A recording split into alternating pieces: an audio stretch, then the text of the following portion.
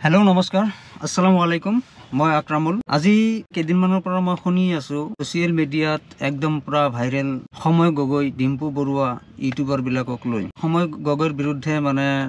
বহু মানুহে ক্ৰিটিসাইজ কৰি আছে যে তেওঁ মানুহক এলখোৱা কৰি আছে বা মানুহৰ অকমন্ন কৰি আছে সো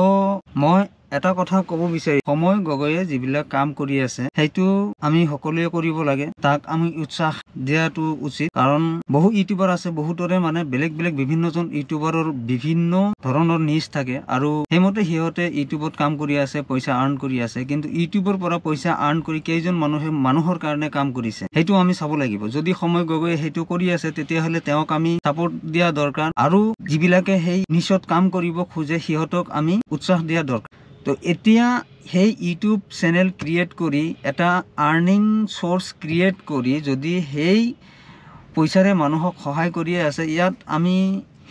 সমালোচনা কৰিব লগা একো নাই মই ভাবো আৰু যিবিলাক ইউটিউবাৰে সেইবিলাক যিবিলাক মানে ইয়ং ষ্টাৰে বা ইউটিউবাৰে সেই কাম কৰি আছে হিহতক আমি সাপোৰ্ট কৰা দৰকাৰ এই কামবিলাকক আমি সাপোৰ্ট কৰিব লাগে আমিও কৰিম ময়ো ভাবিছো যে কেইজনমান লগ লাগি যিমান পাৰো আমি মানুহক সহায় কৰিম কাৰণ ঘটনা হল এতিয়া মই পকেটৰ পৰা যদি মানে মোৰ পকেটৰ পইচা যদি মই খৰচ কৰো বা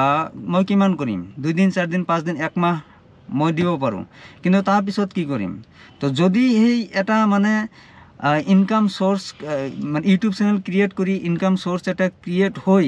সেই পইচা সেই আৰ্নিংৰে যদি আমি কোনোবা অসহায় মানুহক আমি হেল্প কৰি আছো